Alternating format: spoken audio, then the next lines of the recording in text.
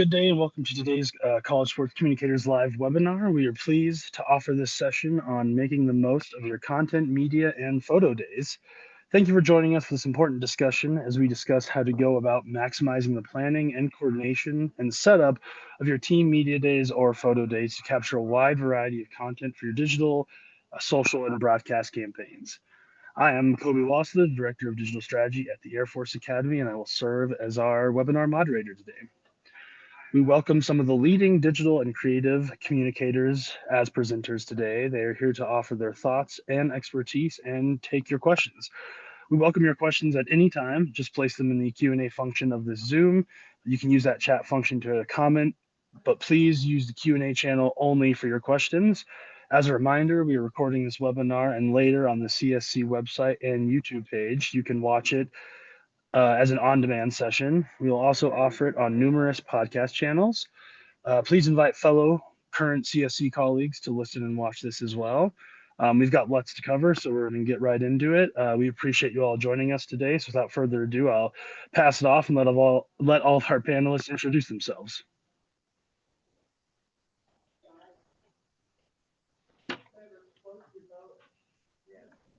I'll kick it off. I'll start off. No worries. My name's Tyson Hutchins. I'm our Associate Athletic Director for Creative Strategy here at Brigham Young University. Oversight of media days is one of our upcoming things, and that we do regularly. So excited to be here and chatting with y'all. Hi everyone, Imri Halevi, Senior Associate Director of Athletics for Content and Strategic Communications at Harvard University. I oversee our communications and broadcast and creative teams.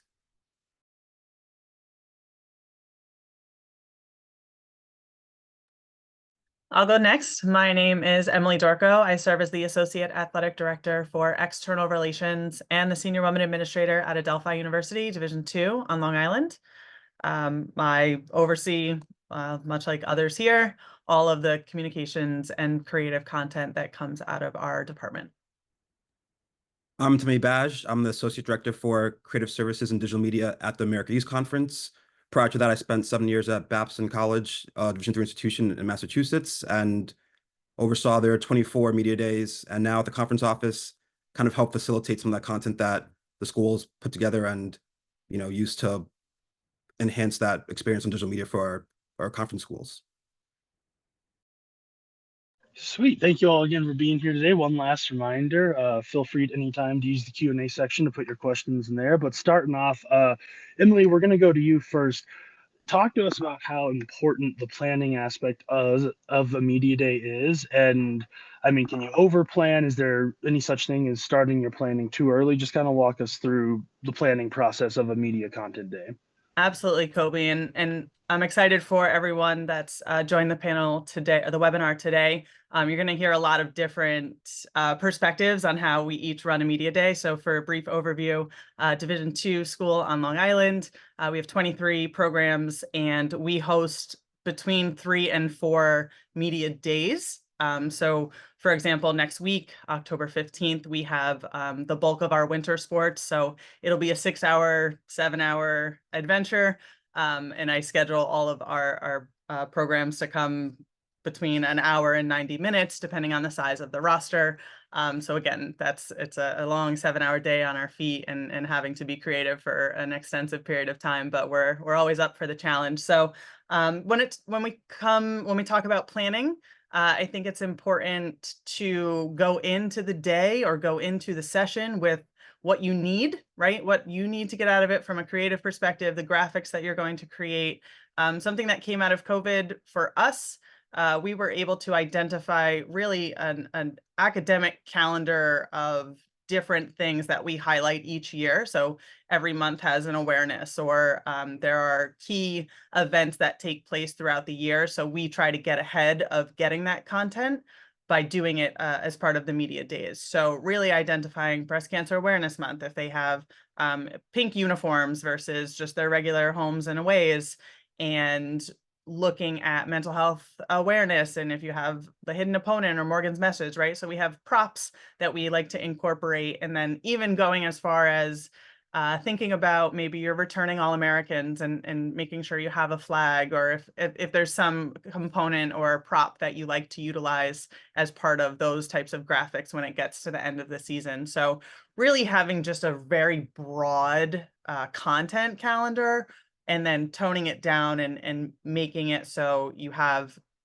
everything that you can think of that you might need, you're trying to get done on this day. So yeah, there's definitely never over planning, because maybe 50% of that stuff you're never going to use, but at least you have it for that rainy day. Sweet. And sticking on the theme of planning here, we'll go to Emery now. Emery, I know you and I talked a little before this about how many teams you oversee media days for. What does that look like when you are planning for that many teams? And what efforts do you take to kind of make sure each team can have their own sort of special media day? Yeah, well, we have 42 teams, all the teams, and we have decided a while ago that we really wanted a dedicated media day for each team, partly for the team itself. The team is there, everyone is there, they're having fun, they're enjoying each other's company, they bring team-specific props, and it's really helpful for them, and it's a good team environment. It also helps us stay organized, and we have 1,500 student athletes, and if we did them all in a mixed kind of way, we would lose track of everything. And so we work with the coaches pre-season to make sure that we schedule media days around class schedule, around practice schedule, and we spread them out in August, September, and October. And we want to make sure that each team really gets the dedicated time they need. Really depends on roster. Football, obviously, rowing, track and field, they need a lot of time, big rosters. Some of our smaller teams, I think golf, we have 8 student athletes on the roster. That's a pretty quick media day. But we really spend time thinking about what's right for each team, any specific stations or any specific questions, or I'll show some pictures later, but we really want to make sure that we tailor the media day to that specific team. Kind of speaking to making media special for teams as well, do you have any tips or tricks you use for a team that may kind of be a little shyer towards the camera at first? Do you have any things you'll kind of do to get athletes a little more into the media day mood? Sure, fine. You twisted my hand, Kobe. I will just share photos right now. Let's cheat. No, I'm just kidding. Happy to do it. So there you go. Hopefully people can now see photos and not my email. But here is part of our media day setup. So this is our crimson backdrop. You can see the photographer standing, and this is a rugby player.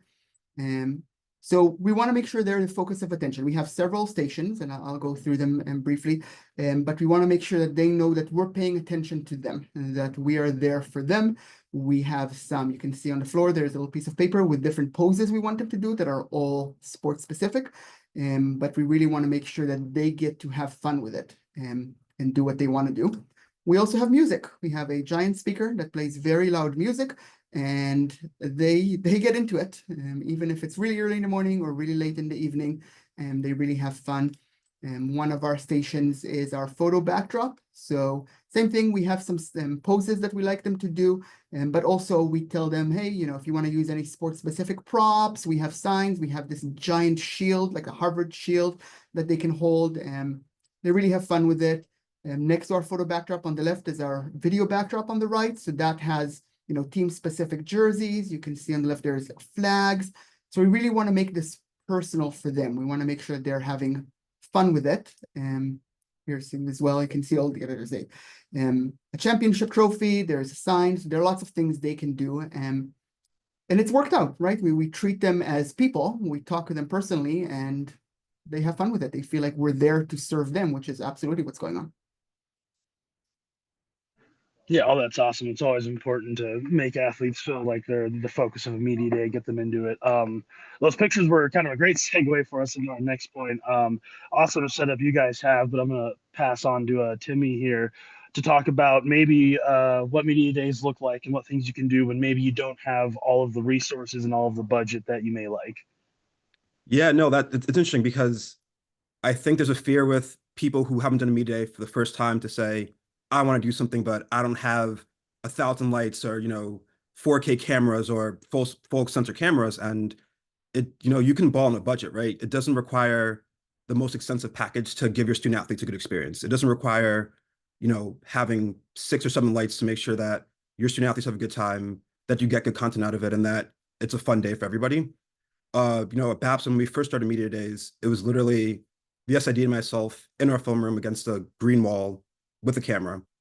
And then we upgraded the next year to having 2 lights. And then we upgraded to having a backdrop and then a steamer. And, slowly but surely we built a portfolio of things we can use to enhance the experience. But there's no reason you can't go outside on a field and take photos there and just make sure that, there is music playing, that the student athletes are having a good time and that it's a good experience, because ultimately, it's not your media day versus another school's or institution's media day. It's your media day serving the purpose of creating content for your account, creating an experience for your student athletes.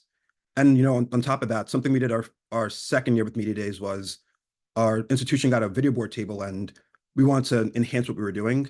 So we reached out to a local spin studio that was, a half mile from us, that had a giant light wall and had lights and had music. And we said, hey, can we rent out your studio for the afternoon? And we brought our student athletes over there and, we utilized their resources. And, it served 2 purposes. It got our student athletes to get off campus. It got them a good experience, and it connected us with the community in which that they really inhabit. So, it doesn't, it would be nice if every school or every institution had all the resources in the world to do whatever they wanted. But realistically, your media day just has to fit your audience. It just has to be able to, accomplish your mission. And as Emily said before, like, going with a purpose. And if you have a purpose and you have a plan, regardless of like what your resources are, you can create a great media day experience. Yeah, and following up on that balling with a budget mindset, when you do have a wish list, in your experience, when you had the equipment that you were kind of eyeing, how did you personally prioritize it? Were you more into lights? Was there like certain camera equipment when you did have a chance to buy new equipment for your media days? How would you kind of go about prioritizing your list? Yeah, and what we started with, the first things we purchased, we already had a camera. We had a pretty old camera. And then the first thing we said was the lighting mattered more than the camera itself. For the most part, it was still photos. They weren't, they weren't on a field running around. So we knew that if we can control the lighting in the room, that regardless of, the aperture of the camera, regardless of the tools we had, that the lighting be the most important thing. And the second thing we got after having proper lighting was, more fun lights. We got light tubes that had different colors, because when the student athletes walked in, they were like excited to have, green lightsabers or blue light tubes behind them. That just made it feel like it was bigger than it actually was. And again, it goes back to, what's your purpose, right? And our purpose was to give them a good experience, to, have photos that we can use for marketing purposes, have photos that the team accounts can use for their social posts, and, having the normal colored lights at first and then the colored lights secondary was definitely the first 2 things on our list. Colby, I'll chime in here real quick as well. Talking about just trying to make the most of a budget. This is kind of more of a budgeting tip than it is a tip, but one thing I've always tried to do is look for opportunities to tap into other folks' budget for media day. And so I'll give you a perfect example. Like most places, we have something called Y Awards at the end of the year, and it's a student athlete award show that we do. And for a long time, we had very little to do with it. And then I found out what the budget was for Y Awards. And I was like, we can provide a lot of resources to Y Awards. But in order to do that, we're going to need some things. And they had this huge budget for this project because it was for student athletes. And so I think one of the things we can do if we are kind of on a tighter budget is look for opportunities to provide our resources. Maybe something from, maybe there's a campus entity that runs your video boards and they have a bigger budget than you do. And so for media day, you can offer to provide more assets for the video boards, but you might be able to tap into some budget. So at all of my stops, that's been something that I've been able to do, and it's been super valuable for me as well. Awesome. Yeah. Thanks for chiming in there. And actually, this works out as a segue because we'll just stick with you, Tyson. So we've kind of talked about the planning, but you get to media day, you have your basketball team, football team, soccer team, all in the room. How do you maximize the content when you have your whole team there? Because I know it's kind of rare sometimes to have a full roster there at once. What do you do with the kids that are just sitting around waiting to go stand up at the backdrop? How do you make the most of having the entire team there with the sole purpose of content? Yeah, great question. For us, one of the things that we try and do is we run parallel content plans during a media day. And so we have a content plan for what's being captured on media day, right? And so we got the white sidewall that we're capturing content on. We got a gift station for this or that, and being able to have that content plan for the future. A lot of that Emily was talking about, hey, making sure we have really robust plans for what this is going to be utilized for and different things. But then we have almost a real-time content plan as well, right? And so that's kind of from immediate to 7 days in the future. And so some of the very best content that we capture comes from these media days, not for what's on the backdrops, but for what's happening behind the cameras or around. And so we usually assign 2 to 3 people for BTS capture, things like on that content plan, we might have 4 or 5 TikToks that we want to capture with the team. We'll have a BTS photographer as well to capture those photos. One of the things we found is our student athletes love the behind the scenes photos just as much as they love the stylized ones. And so we dedicate resources to that. And then we also will look for opportunities to speak to different entities within athletics or campus and see if there are other things that we can check off the list during this time. One of the things last year, we found out that our head of communications for football, he was trying to get pronunciations from all of the players for the website, and he would just do them after practice. Like he would go out, he had like a Zoom H6 recorder and like get pronunciations from student athletes. And we were like, hey, let's build this into media day. And so that when they come in, it's just one of the things they do. It's easy for you. You get it all done. You get it all done in one setting. And so being able to kind of have some multiple use cases, I think that's massive. So things like BTS, working with maybe if you have a separate communication staff from your creative staff, seeing what needs they might have. At times, we've done things at a previous stop when I was at Clemson. We had someone from Meta who wanted to come to our media day, and they gave a presentation on branding and how to do things better and different things like that. And so really looking for the opportunities to maximize that time. And then we look at it as a student athlete experience just as much as anything else. And so making sure that we've got a place for them to sit and be comfortable and do the things that they want to do is something that we really try and focus on. I'm just going to chime in. I think what Tyson said is amazing, and we absolutely believe in that as well. I'm going to, didn't realize I would do this a lot, but share my screen. We, just like everyone else, had this experience of people standing around not knowing what to do. So this year we started these stamp cards. So any student athlete who comes to our media days gets a card like that, writes their name, and this has all the stations that they need to get to, because the stations are spread out over the building, and it gives them A, agency, and B, knowledge of, because we send them emails, we explain, hey, this is where you need to go, this is what you need to do, but they don't remember anything. And so this lists all their positions at the stations. Every time they go to a station, they get a little stamp. We get to do the stamping, which I think is by far the most fun part. Just, it's great.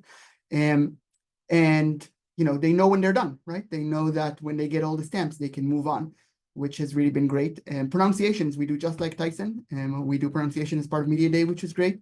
And this year we actually worked with our communications team to do these questionnaires. So these are questionnaires that we have all the student athletes work on when they're not busy doing anything else. And it's basically just tell us about yourself, because we need stories, right? For the website, for feature videos, for anything, we need to know more about our student athletes. So this isn't, tell me about where you played or what awards you got. This is, what internships have you had? And what did you do during the summer? And what's your favorite thing to do with friends? And sometimes it's, we don't get a lot out of it, but many times we get such interesting stories of people we didn't know were amazing. And we can then follow up, reach out and say, hey, this is a story we really want to tell. Plus, we give this to our ESPN commentators and say, this is something you can talk about in the broadcast, share the color of who these student athletes are. And it's, it doesn't take any more time. It's just, hey, sit here while you're not being photographed or videoed. And that has really worked well for us. And Those Kobe, stamp cards are sweet. I'm gonna steal that, by the way. So that's a really fun idea. Sorry, Emily, to cut you off. I love no, that. it's okay. I was gonna say I second and third, obviously, the things that you said and the things that Emery just said. I jotted that down, that questionnaire piece. Definitely gonna add that next week to what we have going on. But and just for a scaling purpose, right? I work at a shop that's 2 full-time and 1 grad assistant, right? So we're maybe not working with the groups of staff that maybe Tyson and Emery have, but adding the pronunciations is so easy. And then from that behind the scenes content, we actually give access we identify 2 or 3 student athletes per team that are going to take over their team's social media accounts for the span of time that they're with us, right? So that's something that we give creative license to. We obviously speak to them beforehand. We give them some parameters, what to do, what not to do, things to highlight as we're walking from the half court gym that we shoot our photos in to the field, maybe doing some interviews with your teammates, right? Really just giving people a behind the scenes look, but we're empowering our student athletes to kind of capture and do that content for us. So definitely just tagging on to what Imre and Tyson have said. Absolutely. I think there's so many things you can do to maximize a content day. So it's great to hear from all of you on that. We're actually going to take a quick trip to the question and or Q&A's here. Going back to resources, I think this is a great question. A lot of people are probably curious to hear your answers. We'll start with Timmy since you kind of talked on it already. What resources do you all use to find equipment and resources for your media day? Where are you looking for possible equipment to rent or possible people to help y'all out on a media day?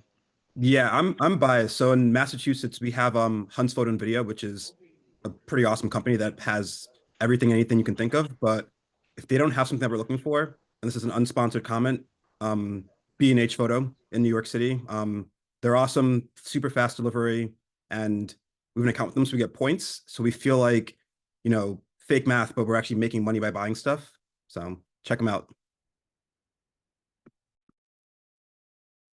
I second B&H Photo, obviously being miles from New York City. I actually just ordered 2 backdrops and a stand yesterday, and it's projected to be here tomorrow. And a Canon Mark III, Mark VI. So super pumped about that. But definitely the educational pricing piece of it. Identify maybe companies that your institution uses that might have educational accounts already set up. That's how we kind of get discounts as well when it comes to resources. Nice. And staying in the Q&A here, thank you all that are putting in questions now. Keep them coming. But here's a good one. What are physical spaces that you all use to set up media days? I know some of you may have full-on studios, but are any of you guys utilizing gymnasiums, classrooms? What areas would you all recommend for a media day setup? Yeah, we don't have any big space like that. I mean, clearly we do, but we don't have a dedicated space, like a studio space we could use for this. So we use the concourse of our hockey rink. It's nice and wide and open and well lit and very cold, which helps with all the equipment. But yeah, I would say anywhere and everywhere. When I started here and we didn't even have that space, we used to do it outside on the football field. It's wherever you have a wide space, that's good. Yeah, just to echo what Emery said in terms of like the wide space.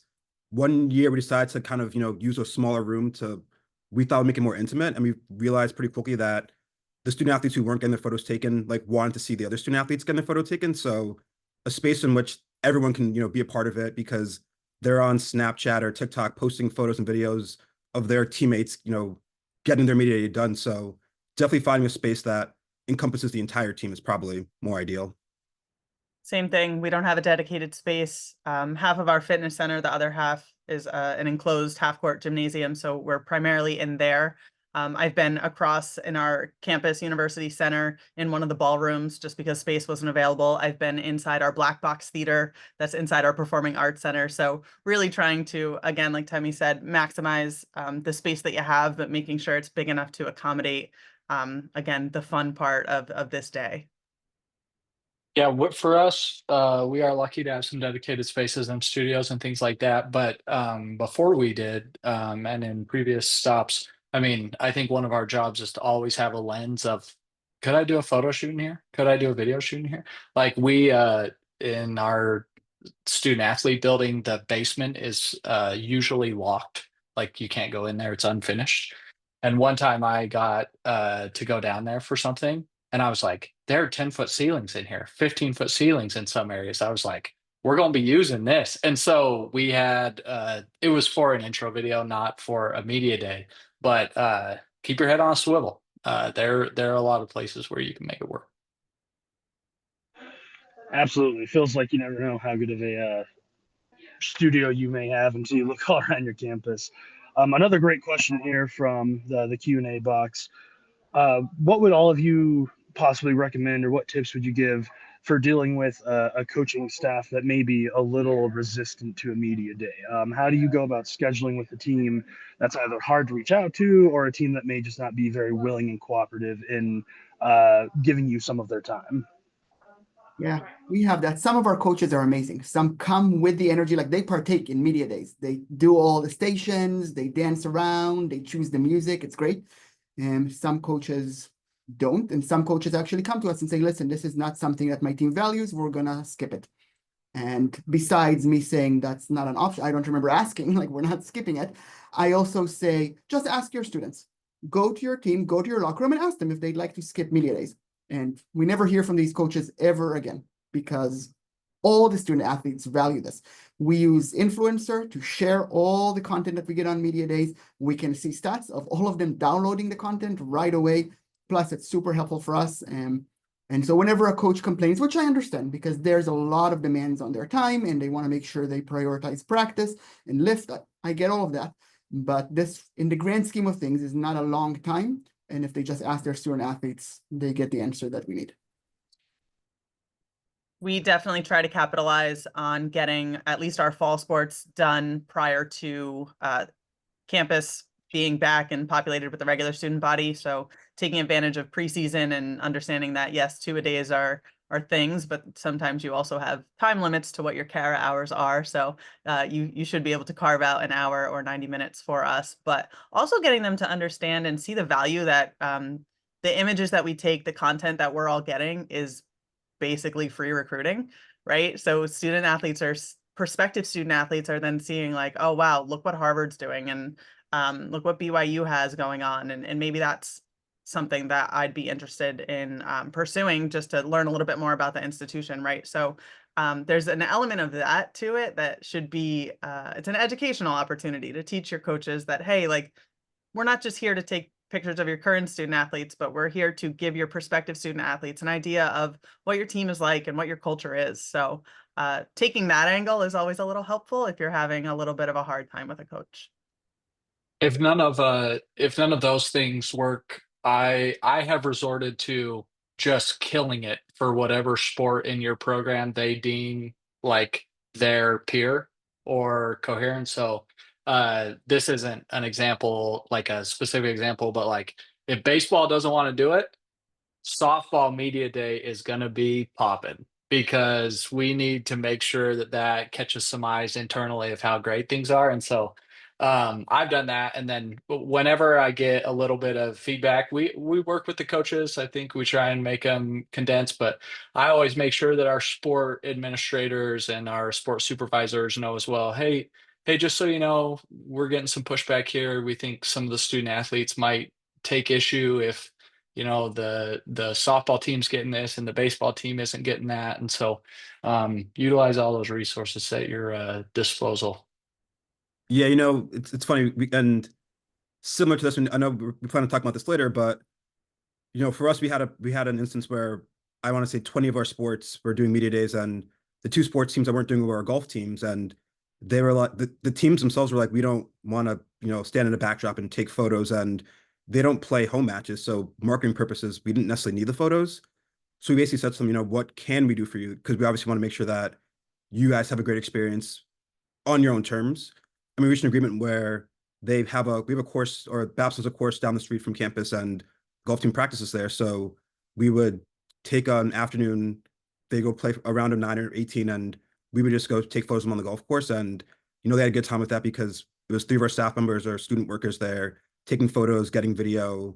They're in their polos and their hats, and it wasn't the traditional media day, but it was the content that they wanted. It was the content that their program needed to kind of, I guess, push the needle. So it doesn't always have to look like the other teams, as long as each program or each school gets kind of what they need out of it. Timmy, I'll direct this question to you from the Q&A box. A great one here. I think this relates to you working at a conference office. What would you recommend for an association like the National Junior College Athletic Association that wants to have a media day for all of their member schools?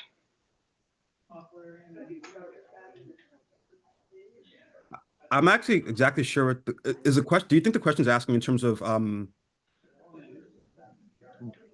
actually exactly someone else wants to answer. I'm not positive what they're asking. I don't know if I I can guess how, but I think or from go like ahead. from a larger perspective of like a media day, right? Getting media and incorporating all different teams from within a conference on one day. Is that am I interpreting the question correct? I think. I believe so. I think they're asking how would you go about setting up a media day as a conference office and getting all your teams in one area for a media day. Gotcha.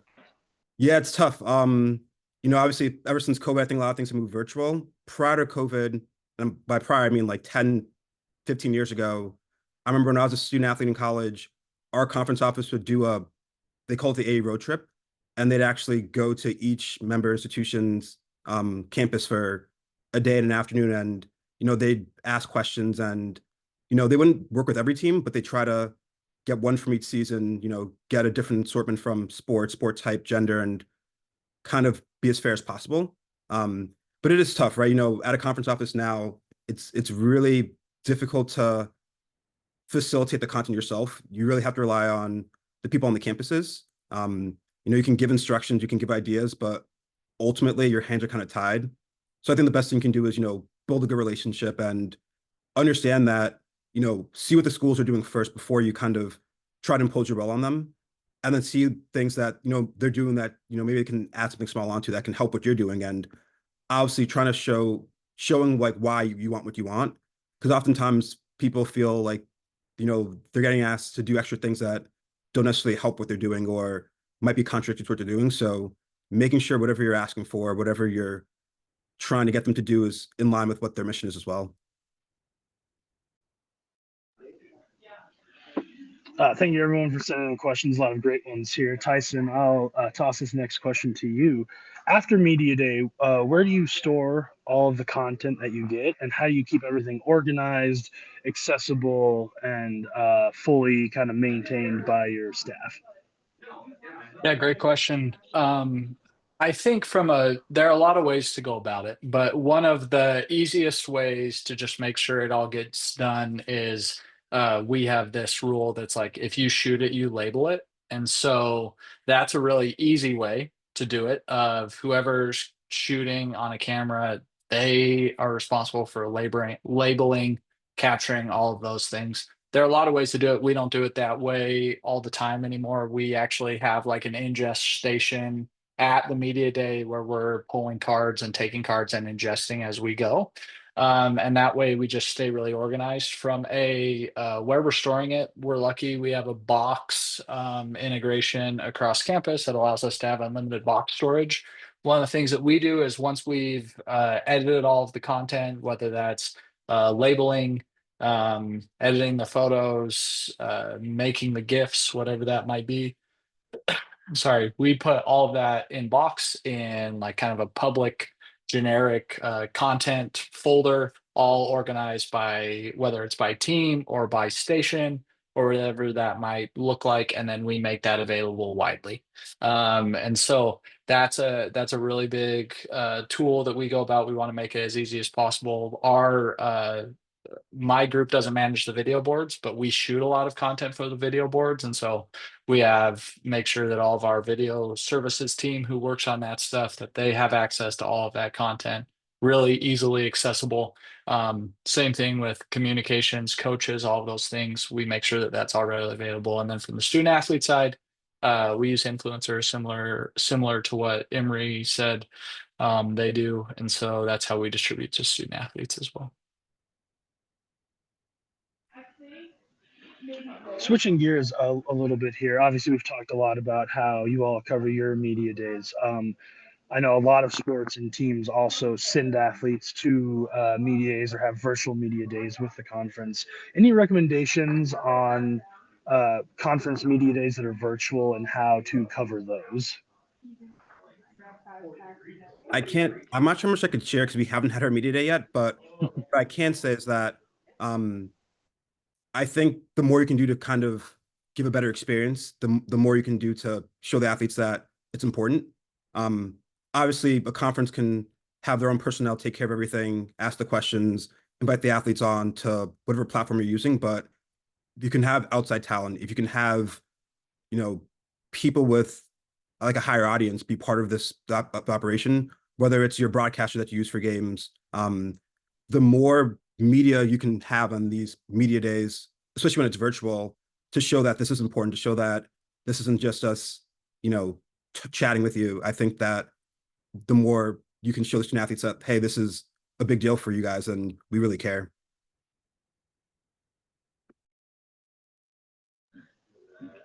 We're coming close on time here. We'll squeeze in a few more questions. I think this one's a very interesting one. I'm curious to see what you all think. Have any of you used AI at all to assist with media days? We've used AI in terms of superlatives, questions we want to ask student athletes just to have some fun, TikTok content, as we'd call it, where we'd have ChatGPT just give us a list of questions. But that's as far as we've gone with the AI hole for that. We use the AI built into Influencer for AI tagging. So when we just bring all the photos in, Influencer does face recognition. We want to make sure we put in everyone's headshots first, but then we're using face recognition. Everything gets tagged and everyone gets notified, which is great. Helps us out a lot. Same for us. We've utilized some things built into Photo Shelter AI wise for some different things, but at the moment it's all still really cost prohibitive, so haven't dove into that too much. Absolutely, definitely interesting question. I feel like AI is becoming more and more popular, so I'm sure we'll see this kind of start to come up more as more and more media days come and go.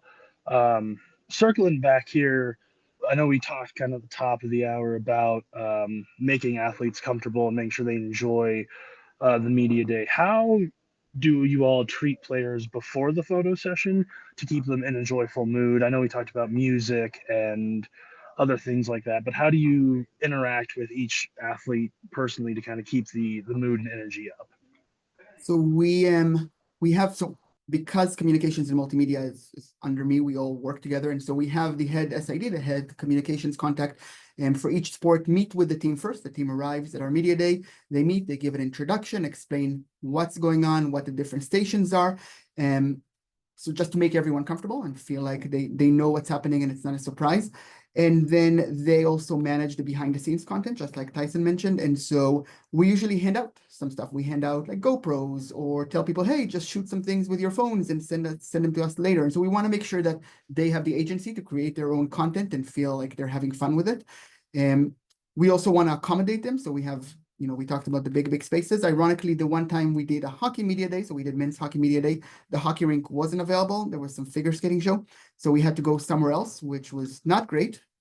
But segue to me sharing my screen again. So we went to another space and we set up this foam flooring for the hockey players so that they could still walk around. We were worried they'd come one at a time and then not have their skates on, which would be a problem because you really want all of them hanging out there and just having fun with each other and making each other laugh. So you see the foam flooring. And fun fact, there are no pockets in a hockey jersey, and so they couldn't bring their phones. So they're literally all just sitting there chatting with each other and having fun and walking between the stations, which was great. That's exactly how we wanted them to be, and we wanted them to not really sink into their own little world. Yeah, so again, having a smaller staff, we introduce all of us to each of the student athletes. It's an opportunity, especially for the fall sports, the preseason, to ask them about their summers and if they did anything interesting. And really, it's also on us to bring a lot of energy. I'm a very extroverted person. I love these days. I love being part of these days with my student athletes, over 400 of them. So it's really a little bit of not pressure, but to make sure that from that first student athlete that walks through the door to the very last athlete of the day, that you're still tapped in and excited for them and being part of the experience for them. And to close things out here, we'll just kind of go down the line. Tyson, we'll start with you, though. If you had one message about content, media, photo days to leave everyone with today, what would be your message? What is your one big thing? I would say you never have as much time as you think you're going to have, and so absolutely prioritize your content plan should go as must-haves, want-to-haves, would like to haves. and make sure you're prioritizing things that way. And then if you're similar to that, if you're contracting anyone, or maybe it's someone on your staff, just make sure they know, hey, you've got 2 minutes with each student athlete. So just make sure that timeliness and prioritization is top of mind. Emery, what would be your one big thing? I would say that media days are the first step, not the final step. Capturing a lot of amazing content is great, but if you don't use it, if you don't share it, then it means nothing at all. We've had instances where we got amazing content, we forgot about it, it sits nicely on our server, and no one's ever seen it. That's unfortunate and a waste of time and resources. And so we spend a lot of time logging everything we have and making sure that we have a plan to actually use the content, not immediately, but throughout the year, so that our time and the student athlete's time isn't wasted. And Emily? Don't be intimidated by the Emrys of the world. I have imposter syndrome, and when I see Emery tweet out whatever day has just passed by for a team, I'm like, wow, I can't wait to eventually get to the level that he's at for it, right? But starting small, understanding to work within the resources and the realm that you have. I mean, we started with a fabric green screen back in, I don't even know when, probably 2016, and have now worked our way up. So it's a gradual thing. You're not going to snap your fingers and have all these lighting kits and these cameras and these backdrops. But as long as you try to make an effort each year to improve maybe 1 or 2 pieces of it, you'll get to where the Emrys of the world are.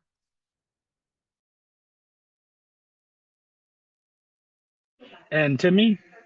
Yeah, kind of to echo Emery said, it's the first step, and to help yourself and to help your student athletes and to help your campus or whatever media outlets you're working with, it's time consuming and taxing, but tag your photos, tag your clips, like write the student athletes' names there. So in 6 months, when college marketing says, hey, we need a photo of so and so, you can send them the folder and they can see that here are 15 photos tagged with number 14 on whatever team it is. And obviously bias for the conference side. And when you send photos to your conference, or share your photos with your conference office, they don't have to ask you for who is this player because it's already tagged from August. So help yourself and help other people by just spending a little bit extra time, or hiring student workers to kind of do that little niche part of it. Absolutely, all great pieces of advice. And I actually told a white lie. We have a few questions I want to hit real quick that just popped up while we were speaking there. One that I'll direct to Emery. How much time/resources do you dedicate to posts or to the post processing of photos, videos, video board content? Does your staff wait till the next day to do it? Do you do it that day? What does that breakdown of staff and time look like for going through all that content? So pre-production, post-production of each media day takes significantly more time than the media day itself. That shouldn't be a surprise to anyone. Our first priority is getting everything off SD cards. That's by far the first priority. And so just like Tyson, we have someone at Media Day sitting there ingesting everything, putting it on our server. We have a shared server that's backed up on multiple coasts. And if something happens, it's like the content is alive and well. And what keeps me up at night is us losing an SD card or an SD card not working, and we have to embarrassingly go to a student athlete or a coach or a whole team and say, we've lost your content. And so that's number one. And then after that, it's much slower. We clean everything up, we touch up the photos, we color grade everything, share it with the student athletes. That probably takes a day or two. And then creating actual distributable content, we take our time. We do behind the scenes first. That usually goes out the same day or day after. But then editing the videos, like the interviews that we do, or making GIFs, those are a lot of things we want to use in-game, and we try to do all our media days pre-season. So we have time from the media day itself until the season begins to really work on all that content. So there's a process, there's a timeline. We do some things right away and some things later, but it takes a while. One nugget I'll add to that, if you're worried about being able to ingest everything and get it right, one of the things I've done historically is I will set up the file structure for media day, and then other people might be dumping the stuff, but I make it really easy for them. and so that they know exactly where to go and exactly where to put things. And then that way we're organized from the beginning. I usually take that upon myself or one of my leaders to make sure that that is implemented so that you're off and running when things end. Yeah, on top of that, kind of to help out the process a little bit, and it's a little daunting at first, but tether shooting to Lightroom, like rather than having any cards on your computer, if you're in a studio type of space, like we shoot into Lightroom all the time where the chance of you losing it means that Lightroom or Adobe servers crash, which will be a bigger issue for other people. So trying to get rid of the process of losing SD cards, because I've been there before and it's pretty awkward and uncomfortable for everybody. I will say tethering is much easier than people think. People think it's very difficult. You could watch 5 minutes of YouTube and you'd be like, I can shoot tethered. And to that point, it makes it a lot easier where if you can have someone adjust on the fly via the tether, it goes a long way. So a little intimidating at first, but don't be too intimidated. And one last one I want to get to. I think Emily already answered it via text, but I want to pose it to all of you. How do you manage getting what you need content-wise from an athlete that may be like a little more camera shy, a little quieter? How would you kind of go about getting them in front of the camera and getting what you need from them? Yeah. So we can't force anyone to do anything, and we really shouldn't force anyone to do anything. We try to talk everyone through it, and there are certain poses we need for the website, but some athletes are just going to be into it, and they're going to stay there a long time, and we're going to have to shoot them off and say, okay, time for someone else now. And some are just going to be done, and I think that's okay. I think we encourage those people who are shy to not go first. They have a tendency to want to go first and get it over with. But if they see some of their teammates go first and have fun with it, and they feel like there's an energy in the building that really helps lift them up, that's better. We've seen that before. So we really encourage them to wait a little bit and go in the middle. I'll add on to that. If they're coming in groups, try and make sure the ones you know are shy. Like, let's say starting quarterback is shy dude, but like we all need content of the starting quarterback, right? Make sure that he's with like his favorite wide receiver or whatever that looks offensive lineman that's gonna like help them kind of get it going. I've even gone to like the friend and been like, I need stuff from this guy. Like, give me some juice. So that goes a long way as well. It might seem small, but trying to schedule appropriately so that they're with people they're comfortable with can go a long way. And final thing to hit on, how would you all recommend going about onboarding new athletes onto these like sources we use to spread photos, open doors, influencer, uh, certain things like that? What all for you is the easiest way to onboard athletes and then get content from content days to the athletes? For us, it's not actually us, it's our compliance team. Because influencer is used for NIL reporting as well, our compliance team works with Teamworks to get new rosters up there. All student athletes, as part of their compliance meetings, hear about influencer, get onboarded. And that all happens before media days, sometimes a day before, sometimes a month before. But by the time they get to media days, everyone is on influencer, everyone has an account. And if they don't, they email me and ask for clarification. Maybe they missed the onboarding email, but it's really not a problem. Our compliance team takes care of it. Yeah, similar. If you're on Influencer, it's really easy because it's connected to Teamworks. And if you're using Influencer, you're probably part of the Teamworks ecosystem. And so it's kind of bolted in there. With that said, I've moved from Open Doors to Influencer at 2 different stops, and each time onboarding was part of Media Day. And so we got them onboarding as part of Media Day. And then the other thing that we do is it is a hard and fast rule. No content is sent any other way. So if I find out one of my people DM'd some photos to someone, they're in trouble. If I find out they sent a box link to someone, they're in trouble. Like, we send content via influencers so that we can track it and know where it is. So that might be like a small thing, but I've gotten after graphic designers and assistant coaches and everyone in between for, hey, we send content to student athletes via influencer or open doors or whatever the platform might be. Awesome. Well, thank you all so much for being on our panel today. We'd like to give a big thanks to our presenters today for the discussion and insights on best planning and preparing your media, photo, and content days, and how to ensure that you capture the most important content from your programs and department. Again, the webinar will be on demand later today, so share that information with your colleagues.